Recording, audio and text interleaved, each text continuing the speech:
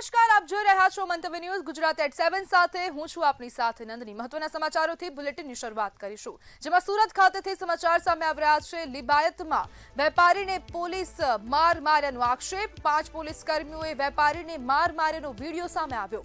મફતમાં નાસ્તો ન આપતા માર માર્યાનો આક્ષેપ છે। ડી સ્ટાફ રૂમમાં 250 થી વધુ દંડા માર્યા। વેપારીને 3rd ડિગ્રી ટોર્ચર આપ્યાનો પણ આક્ષેપ। સ્થાનિક કાર્યવાહી ન થતા હાઈકોર્ટના દ્વાર ખખડાવ્યા। હાઈકોર્ટમાં અરજી બાદ ધમકી મળ્યાનો આક્ષેપ।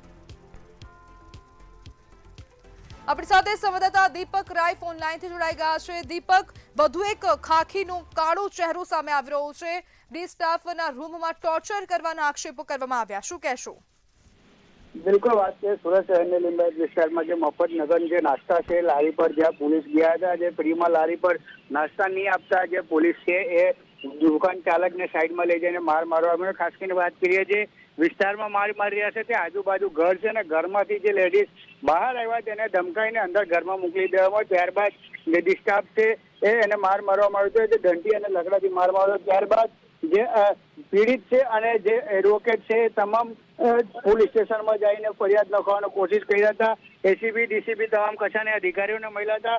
એફઆઈઆર ની છે ત્યારબાદ ના છૂટકે જે એડવોકેટ છે હાઈકોર્ટમાં પિટિશન દાખલ ગયા છે। આખરે પોલીસ છે હવે પોલીસ કમિશનર સહિતના તમામ અધિકારીઓ છે હવે હાઈકોર્ટમાં જે વાત કરશે। ખાસ કરીને જે રીતે વાત કરીએ જે પોલીસ છે કશે ને કશે એમનો બેવડી નીતિ આવે છે, જે મફતમાં ખાવાનું નહીં આપે, જે માર મારવામાં આવ્યું છે। હવે જે એડવોકેટ છે એ હાઈકોર્ટમાં પિટિશન દાખલ કર્યું છે। હવે જે પોલીસ છે એ દોડતી થઈ અને હવે જે આ પિટિશન નહીં ધારે જાંચ શરૂ થઈ છે। જી બિલકુલ દીપક, સમગ્ર માહિતી બદલ આપનો આભાર।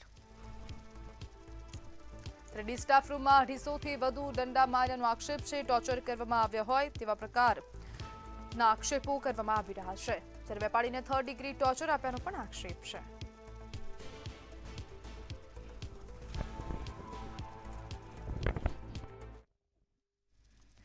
તો બેન, અનામત વર્ગના વિદ્યાર્થીઓ માટે મોટો લાભ છે। વિદેશ અભ્યાસ લોન સહાયમાં વધારો કરવામાં આવ્યો છે। લોન સહાય 6 લાખથી વધારી 10 લાખ કરવામાં આવી। સામાજિક ન્યાય વિભાગે પરિપત્ર જાહેર કર્યો। વિદેશ અભ્યાસ ઈચ્છુક વિદ્યાર્થીઓને લાભ મળશે।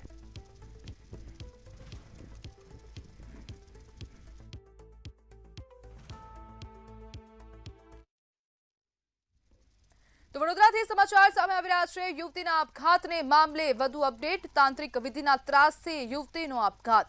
તાંત્રિકે યુવતીને ટોટકા બતાવ્યા હતા। બીમારીમાંથી બહાર કાઢવાની બાહેધરી આપી। વારંવાર મળવા બોલાવવા તાંત્રિકનું દબાણ। યુવતીને પૈસા આપવા પણ દબાણ કરાયું। શારીરિક અડપલાથી યુવતી કંટાળી હતી। તાંત્રિકે અંદાજિત 1 લાખ રૂપિયા પડાવ્યા। આપઘાતની દુષ્પ્રેરણાનો ગુનો નોંધવામાં આવ્યો છે। અન્ય મહિલાઓ પણ શિકાર બની હોવાની આશંકા છે।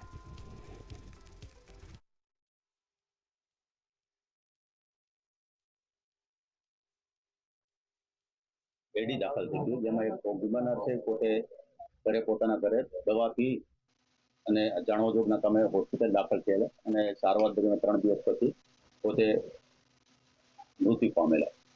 આ બાબતે એડીના કામે વિશેરા છે, એના મોબાઈલ છે, એ બધું કબજે કરવામાં આવેલું હતું અને એફએસએલમાં મોકલવામાં આવેલું।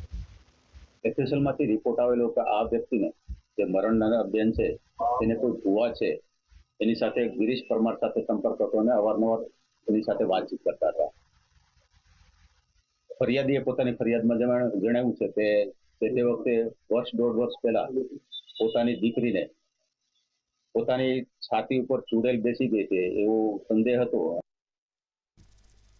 તો મહેસાણા ખાતેથી સમાચાર સામે આવી રહ્યા છે। અપહરણ યુવતીને પરત લાવવા ધરણા। પ્રેમ લગ્ન કરનાર તબીબ યુવતીનું અપહરણ। શિવવાટિકા સોસાયટીમાંથી યુવતીનું અપહરણ થયું। આંતરજાતીય લગ્નની અદાવતમાં અપહરણનો આક્ષેપ। પરિવારે ડિવિઝન પોલીસ મથકે ધરણા કર્યા। 24 કલાક બાદ પણ યુવતી લાપતા। યુવતીને સહી સલામત મુક્ત કરાવવાની માંગ ઉઠી। ઝડપી તપાસ કરી ન્યાય આપવા માંગણી કરાઈ।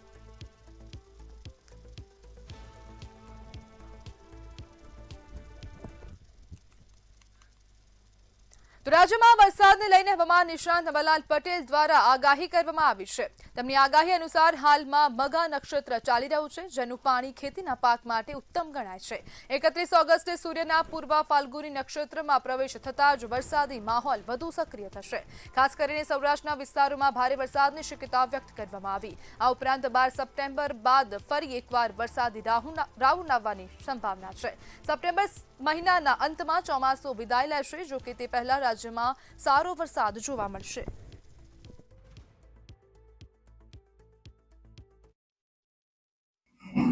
આજથી જ રાજ્યના ભિન્ન ભાગોમાં વરસાદી ઝાપટા પડવાની શક્યતા રહેશે. જો કે મઘા નક્ષત્રનું પાણી કૃષિ પાકો માટે સારું ગણાય છે અને પહેલાંના વખતમાં આ નક્ષત્રનું પાણી શહેરોના ટાંકામાં ભરવામાં આવતું હતું અને લાંબા સમય માટે વપરાશમાં લેવામાં આવતું હતું. તેમજ તારીખ 22, 23, 24માં દક્ષિણ ગુજરાતના ભાગોમાં સારા વરસાદ ઝાપટા પડવાની શક્યતા રહેશે. પણ ઉલ્લેખનીય છે કે આ માસના અંતમાં બંગાળ સાગરમાં સિસ્ટમ બનવાની શક્યતા રહેશે. પણ તે પૂર્વે તારીખ 23 થી 30માં ગુજરાતના ભાગોમાં સારા વરસાદ ઝાપટા પડવાની શક્યતા. ગુજરાતમાં વર્ષ 2024 દરમિયાન પ્રતિ મિનિટ લગભગ 2 બાળકોનો જન્મ નોંધાયો છે. સિવિલ રજિસ્ટ્રેશન સિસ્ટમના આંકડા મુજબ રાજ્યમાં 2024માં કુલ 11.18 લાખ જન્મ નોંધાયા. નોંધાયેલા જન્મના આંકડા પ્રમાણે 1000 દીકરા સામે 908 દીકરીઓનો જન્મ નોંધાયો. રાજ્યમાં જન્મ નોંધણીનો દર આશરે 91.7% રહ્યો છે. 2023ની સરખામણીએ 2024માં જન્મની સંખ્યામાં વધારો થયો. જિલ્લામાં અમદાવાદમાં સૌથી વધુ જન્મ નોંધાયા હતા, જ્યારે સુરત, બનાસકાંઠા, દાહોદ, રાજકોટ અને વડોદરા સહિતના જિલ્લાઓમાં પણ મોટી સંખ્યામાં જન્મ નોંધાયા છે. આ આંકડાઓ રાજ્યમાં જન્મદર તેમજ દીકરા દીકરીના જન્મના પ્રમાણ અંગે મહત્વની સ્થિતિ દર્શાવે છે.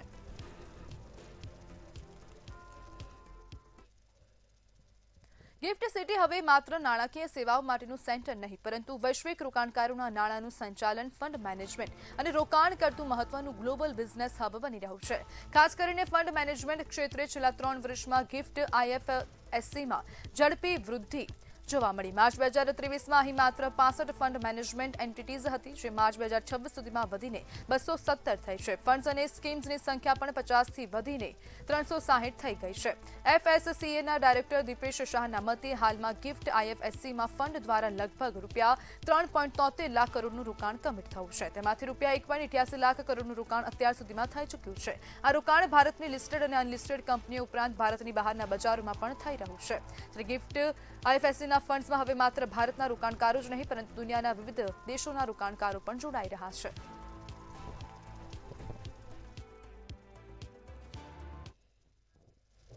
રોજિંદા અપડાઉન કરતા મુસાફરો માટે GSRTCએ મોટો નિર્ણય લીધો છે. દૈનિક મુસાફર પાસ યોજનામાં ભાડા રાહત વધારી 50% સુધી કરવામાં આવી છે.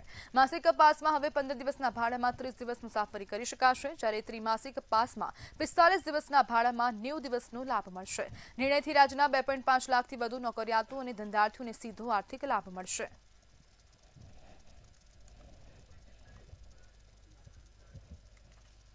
એશિયાની સૌથી મોટી Ahmedabad civil hospital security tender મામલે નવા વિવાદમાં સપડાય છે. શું છે સમગ્ર વિગતો, જોઈએ અહેવાલમાં. સિવિલ હોસ્પિટલના સિક્યુરિટી ટેન્ડરમાં વિવાદ. ટર્નઓવર શરતમાં 5 ગણાથી વધુનો વધારો. 13 કરોડથી વધારી 59.82 કરોડ કરાઈ શરત.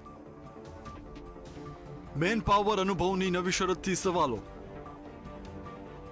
ચોક્કસ એજન્સીને ફાયદો પહોંચાડવાનો આક્ષેપ.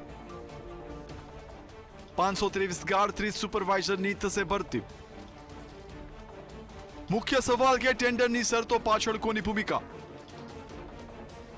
ટેન્ડર પ્રક્રિયાની પારદર્શિતા પર અનેક સવાલો. એશિયાની સૌથી મોટી અમદાવાદ સિવિલ હોસ્પિટલ સિક્યુરિટી ટેન્ડરને લઈને નવા વિવાદમાં સપડાઈશું.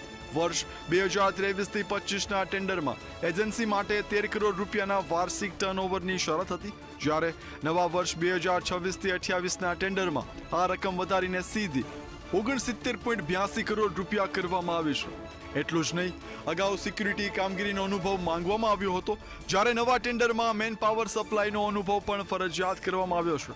જેના કારણે ટેન્ડરની શરતોમાં આટલો મોટો ફેરફાર શા માટે કરાયો તે અંગે અનેક સવાલો વેગ પકડી રહ્યા છે. અગાઉના ટેન્ડરમાં મોટી સંખ્યામાં કંપનીઓએ ભાગ લીધો હતો, જેમાંથી 48 જેટલી કંપનીઓ ડિસ્ક્વોલિફાય થઈ હતી અને અંતિમ તબક્કે 4 કંપનીઓ ક્વોલિફાય થઈ હતી. જ્યારે નવા ટેન્ડરમાં શરતો વધુ કડક કરવામાં આવી ઓછી કંપનીઓ જ સ્પર્ધામાં રહી શકે તેવી સ્થિતિ સર્જાઈ છે તેવા આક્ષેપો થઈ રહ્યા છે. ખાસ કરીને ટર્નઓવરની લાયકાત 13 કરોડથી સીધી 69.82 કરોડ કરાતા શું કોઈ ચોક્કસ એજન્સીને ધ્યાનમાં રાખીને નિયમોમાં ફેરફાર કર્યા છે તે સવાલ છે. કોને આર્થિક ફાયદો થવાનો છે અને સમગ્ર પ્રક્રિયામાં કોઈની મિલીભગત છે કે કેમ તેવા સવાલો ઊભા થઈ રહ્યા છે. શું કારણ? તમારી વાત સાચી છે. અત્યારનું જે ટેન્ડર કરવામાં આવ્યું છે 2026માં કરવામાં આવ્યું છે ને 2024ની જે ગુજરાત સરકારની ખરીદ નીતિ છે એના નિયમ પ્રમાણે જેટલું તમારી બીડ વેલ્યુ હોય એના કરતાં ડબલ એમાઉન્ટનું ટર્નઓવર હોવું જોઈએ. આ જે ટર્નઓવર થાય એમ જોઈએ તો અંદાજિત 34.9 કરોડ જેવું અમારું બીડ વેલ્યુ છે, એટલે એમ કરીને 69 કરોડ ટર્નઓવર એમનું 3 વર્ષમાં હોવું જોઈએ. સિવિલ હોસ્પિટલની સિક્યુરિટીની અંદર ટેન્ડર બહાર પાડવામાં આવ્યું. વર્ષ 2023થી 25માં જે ટેન્ડર બહાર પાડવામાં આવ્યું તેમાં જે 13 કરોડથી વધારું ટર્નઓવર કરી શકતી હોય એવી કંપનીને જ આપવાની વાત હતી. આ વર્ષનું જે ટેન્ડર બહાર પાડવામાં એમાં મહત્તમ 70 કરોડથી વધારે જેનું ટર્નઓવર હોય એવી કંપનીને ટેન્ડર આપવાની એની અંદર કન્ડિશન મૂકવામાં આવી. એક વર્ષની અંદર 13 કરોડથી લઈને સૌપ્રથમ વાત એ છે કે એક વર્ષની અંદર 13 કરોડથી લઈને બીજા વર્ષમાં 70 કરોડના ટર્નઓવર સુધીની વ્યાખ્યા એ કેવી એક પ્રશ્ન ઉદ્ભવે છે. નવા ટેન્ડર હેઠળ કુલ 523 સિક્યુરિટી ગાર્ડ અને 30 સુપરવાઇઝરની જરૂરિયાત છે, જેમાં 448 પુરુષ અને 45 મહિલા ગાર્ડનો સમાવેશ થાય છે. ત્યારે કરોડોના આ ટેન્ડરમાં નિયમો અને શરતોમાં થયેલા ફેરફાર પાછળનું સાચું કારણ શું છે?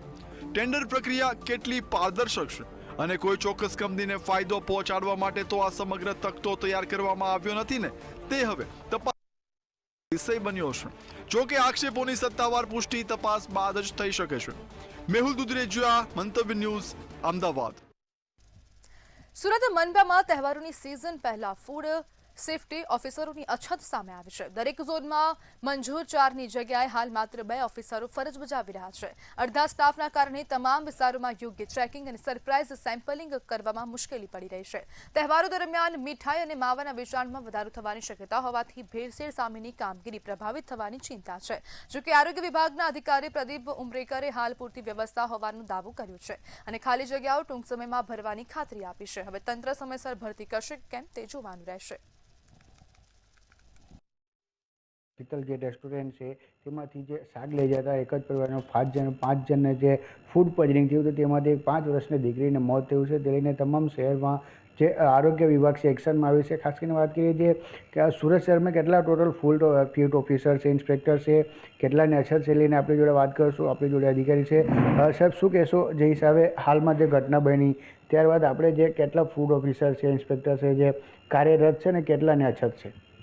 આપણે અત્યારે સુરત કોર્પોરેશનની અંદર 21 જેટલા ફૂડ સેફ્ટી ઓફિસર છે અને દરેક ઝોનની અંદર 2, એટલે સુરતની અંદર 9 ઝોન છે તો દરેક ઝોનમાં 2 ફૂડ સેફ્ટી ઓફિસર ઓછામાં ઓછા છે અને એમના મારફતે કામ કરવામાં આવે છે. ફૂડ સેફ્ટી ઓફિસરની બાકીની 20 જેટલી જગ્યા છે એના માટે ભરતી પ્રક્રિયા ચાલુ છે અને ટૂંક સમયમાં એ લેવાઈ જશે વિધિન અ મંથ ઓર 2. સો અત્યારે જે ઘટના બની એના પછી સુરત કોર્પોરેશન દ્વારા 9 ઝોનની અંદર ફૂડ સેફ્ટી ઓફિસર અને સાથે સાથે deputy medical officer of health અને એસઆઈ સેનિટરી ઇન્સ્પેક્ટર એ લોકોની ટીમ બનાવી અને 9 ઝોનની અંદર આ ઝુંબેશ કરવામાં આવી છે, જેનાથી દરેક રેસ્ટોરન્ટ આ એક અઠવાડિયા સુધી ઝુંબેશ ચાલશે, જેનાથી દરેક રેસ્ટોરન્ટ, દરેક ઢાબા ટાઈપના જે પણ આપણા ખુલ્યા છે એ અને સાથે સાથે દરેક લારી એની તમામની ચેકિંગ કરવામાં આવશે અને જ્યાં પણ ખામી જણાશે એને ઇમિડિયેટલી બંધ કરી અને એને સુધારો કરવા માટેની તક આપવામાં આવશે અને એને સુધારો કર્યા બાદ ફરીથી ચેકિંગ કરવામાં આવશે. ફરીથી ચેકિંગ કર્યા બાદ સંતોષકારક જણાશે તો એને ફરીથી એનો ધંધો કરવા માટેની આપણે પરવાનગી આપીશું. અત્યારે ગઈકાલે સાંજે જ આપણે 17 જેટલી રેસ્ટોરન્ટને બંધ કરી છે અને 330 જેટલી રેસ્ટોરન્ટ અને આ ઢાબા ટાઈપના લોકો છે તે જે લોકો આ ફૂડ બિઝનેસ ઓપરેટર છે એને નોટિસ આપી છે અને લગભગ 4.5 લાખ રૂપિયા જેટલો દંડ કર્યો છે. પ્રદીપ કુમારે જણાવ્યું કે જે અધિકારી છે એક ઝોનમાં 4 જણા હોવા જોઈએ અને ખાસ કરીને હાલ 2 છે, 2 એ દરેક ઝોનમાં 2થી ભરતી કરવા પણ ખાસ મહિનામાં લેવામાં આવશે એમ જાણકારી આપો. પણ ખાસ કરીને વાત કરીએ જો આવતી સમયે જે આવતા દિવસોમાં તહેવાર આવી રહ્યો છે તો કશે ને કશે એવું લાગે છે કે સુરત મહાનગરપાલિકા આરોગ્ય વિભાગ છે એ ભરતી કરશે તો આમાં જે વધારે જે આવા શીતલ રેસ્ટોરન્ટ જેવા જે રેસ્ટોરન્ટો છે એ દિવસને દિવસ આરોગ્યમાં જે ભેળસેળ અને જે આવી રીતે ફૂડ સેફ્ટીને જે કારણે લોકો હેરાન પરેશાન થઈ રહ્યા છે, હોસ્પિટલ જવું પડ્યું છે, એ પણ સુરત મહાનગરપાલિકાને ધ્યાને આવે તો સારી વાત છે. કેમેરામેન શેખ સાથે દીપક રાય, મંતવ્ય ન્યૂઝ, સુરત. અમદાવાદમાં સણથલના પોસ્ટ એપલવુડ્સ વિલામાં થયેલી ઘરફોડ ચોરીનો ચાંગોદર પોલીસે ભેદ ઉકેલી દીધો છે અને 4 આરોપીઓની ધરપકડ કરી છે. 24 થી 27 જુલાઈ દરમિયાન બંધ મકાનમાંથી તસ્કરો સોના ચાંદીના દાગીના, રોકડ સહિત ₹23.70 લાખનો મુદ્દામાલ ચોરી ગયા હતા. ટેકનિકલ સર્વેલન્સ અને બાતમીના આધારે પોલીસે સરખેજ સણથલ રોડ પરથી આરોપીઓને ઝડપી ચોરીનો મુદ્દામાલ રિકવર કર્યો છે. એક આરોપીને વોન્ટેડ જાહેર કરી વધુ તપાસ હાથ ધરી.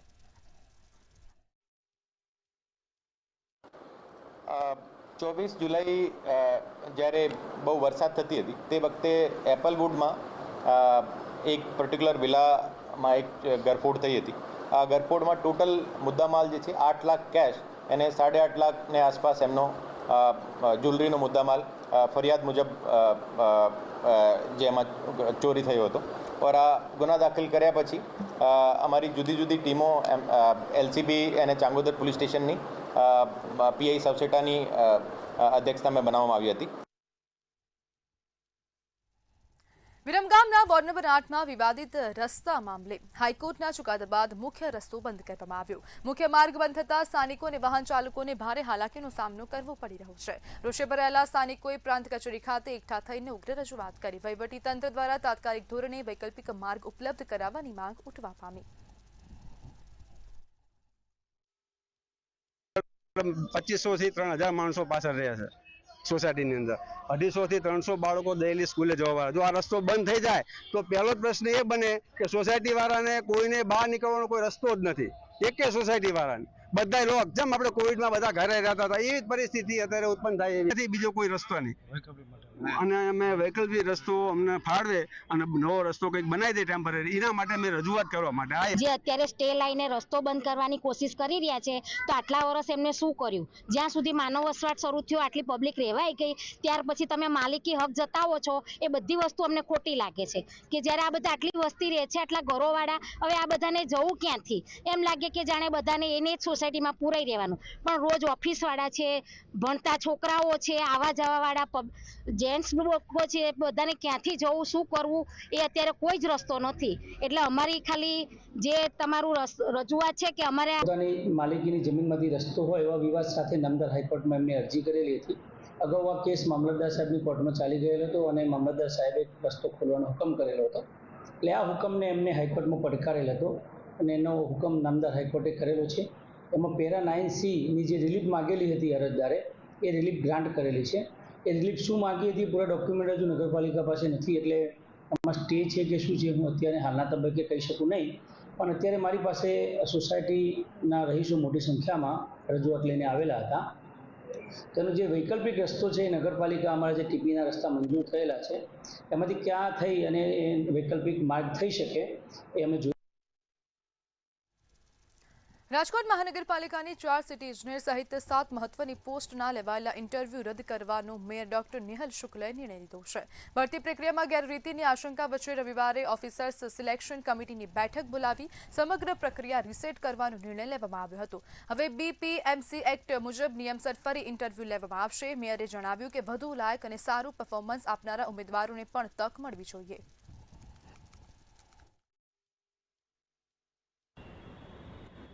અમે 16મી ઓગસ્ટ 2026ના રોજ ઓફિસર સ્ટાફ સિલેક્શન કમિટીની મિટિંગ રાખી હતી. 16મી ઓગસ્ટ એટલા માટે રાખી હતી કે રજાનો દિવસ હતો. વર્કિંગ ડેમાં જો રાખીએ તો એક આખો દિવસ બગડે અને વર્કિંગ ડેમાં બાકીનું રૂટીન કામ ડિસ્ટર્બ. 16મી ઓગસ્ટનો અમારો રજાનો દિવસ પસંદ કરીને રાખ્યું હતું, જેને લીધે કોર્પોરેશનનો રોજબરોજનું કામકાજ ડિસ્ટર્બ ન થાય. કમિશનરશ્રીએ જે ભલામણ કરેલી હતી, સિલેક્ટ કર્યા હતા એમને, અને વેઇટિંગમાં જેમના નામ હતા એ કેન્ડિડેટને બોલાવવામાં આવ્યા હતા. રાજકોટમાં નંબર પ્લેટ વગરના વાહનોને પેટ્રોલ ડીઝલ નહીં આપવાના પોલીસ કમિશનરના જાહેરનામાને લઈને કાયદાકીય સવાલો ઉઠ્યા છે. પેટ્રોલ પંપ સંચાલકોને આવા વાહનોમાં ઈંધણ નહીં ભરવા સૂચના આપવામાં આવી છે. ધારાશાસ્ત્રીઓના મતે કાયદો વ્યવસ્થા માટે જાહેરનામું શક્ય છે, પરંતુ પેટ્રોલ વેચાણ રોકવા અલગ કાયદાકીય આધાર જરૂરી બની શકે છે. હવે જાહેરનામાની કાયદેસરતા અંગે ચર્ચા તેજ બની.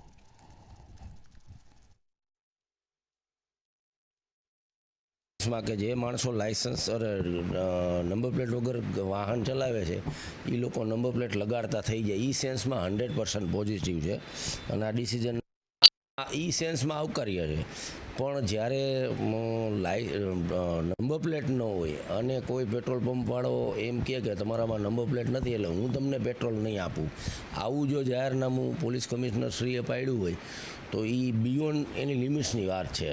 આ કોઈ પણ પેટ્રોલ આપવું ન આપવું, કેટલું આપવું, કઈ ડેન્સિટીનું આપવું, એ બધું કલેક્ટરની સત્તાની અંદર આવે છે અને એસેન્શિયલ કોમોડિટીના જે કાયદો છે એના દ્વારા આ બધું ગવર્ન થાય છે. એટલે એવા સંજોગોમાં આ જાહેરનામું કાયદેસર ન ગણાય.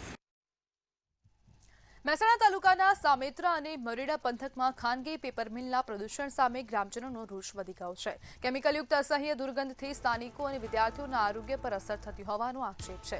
પ્રદૂષણથી કંટાળેલા ગ્રામજનો અને વાલીઓએ કંપની બંધ ન થાય ત્યાં સુધી બાળકોને શાળાએ નહીં મોકલવાનો કડક નિર્ણય લીધો.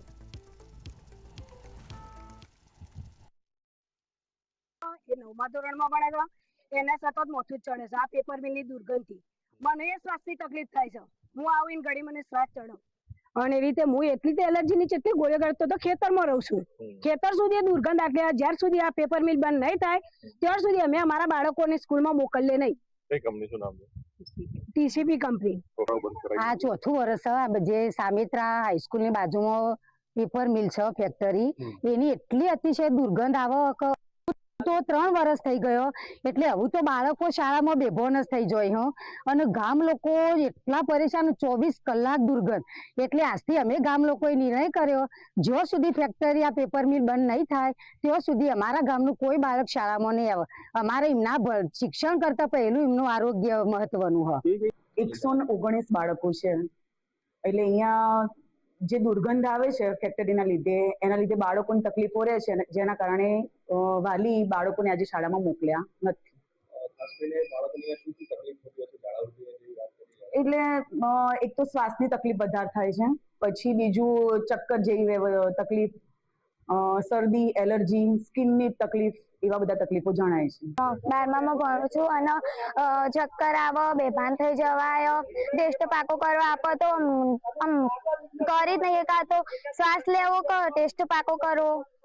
એટલે આજે તમે ઘેર લઈ ગયા મમ્મી પપ્પા? આજથી શાળાએ જવાના છો? ના. રોકવા માટે થઈ અને પ્રદૂષણ નિયંત્રણ બોર્ડે એને ક્લોઝર હુકમ પાઠવેલો હતો. એ ક્લોઝર હુકમની સામે અપીલ કરેલી હતી એકમ દ્વારા, જે નામદાર હાઈકોર્ટમાં પડતર છે. ત્યારબાદ કચેરીથી પ્રાંત સાહેબે એને પબ્લિક ન્યુસન્સ અંતર્ગત એને રોકવા માટે બી બંધનો હુકમ કરેલો હતો, જેની સામે એકમે અપીલ કરી અને નામદાર હાઈકોર્ટમાંથી એની સામે સ્ટે મેળવેલ છે. અત્યારે મેટર નામદાર નેશનલ ગ્રીન ટ્રિબ્યુનલ અને નામદાર હાઈકોર્ટમાં પડતર છે. એમ છતાં જે દુર્ગંધ રોકવાના પ્રયત્નો છે એ જગ્યા ઉપર કરવામાં આવેલા છે. જે શાળામાં બાળકોનો કલરવ સાંભળવા મળે છે, આજે શાળાઓ સૂની પડી છે. જે કહેવાય કે જે સામેત્રા અને મરેડા ગામ જે છે તેને લઈને વાલીઓ દ્વારા નિર્ણય લેવામાં આવ્યો છે કે જ્યાં સુધી પેપર મિલ બંધ નહીં થાય ત્યાં સુધી આ શાળાઓમાં બાળકોને મોકલવામાં નહીં આવે. કારણ કે શાળાઓમાં મોકલવાના કારણે બાળકો ઉપર બીમાર થાય છે, તે પ્રમાણે ગંદો શ્વાસ આવે છે, શ્વાસ લેવામાં તકલીફ પડે છે, વોમિટિંગ થાય છે અને તેવા ઘણા બધા કારણો હાલ સામે આવે છે. ત્યારે વાલીઓ દ્વારા હાલ જે મરેડાની સ્કૂલ પ્રાથમિક શાળા અને સામેત્રાની માધ્યમિક શાળા જે છે હાલમાં બંધ કરી દેવામાં આવી છે. કારણ કે વિદ્યાર્થીઓ આવ્યા નથી અને વિદ્યાર્થીઓના કારણે જે તકલીફ પડી રહી છે તેના કારણે હાલ વિદ્યાર્થીઓ શાળા વાલીઓ દ્વારા મોકલવામાં નથી આવ્યા. જે જો વાત કરવામાં મરેડાની પ્રાથમિક શાળાની વાત કરવામાં આવે તો 119 જેટલા બાળકો છે. ત્યારે સામેત્રાની જે માધ્યમિક શાળા છે તેની અંદર 300થી વધુ બાળકો છે તેને લઈને હાલ શાળામાં મોકલવામાં નથી આવ્યા વાલીઓ દ્વારા. અલ્પેશ પટેલ, મંતવ્ય ન્યૂઝ, મહેસાણા. તો ગુજરાત એટ 7 માં હાલ બસ આટલું જ. વધુ માહિતી માટે જોતા રહો મંતવ્ય ન્યૂઝ. નમસ્કાર.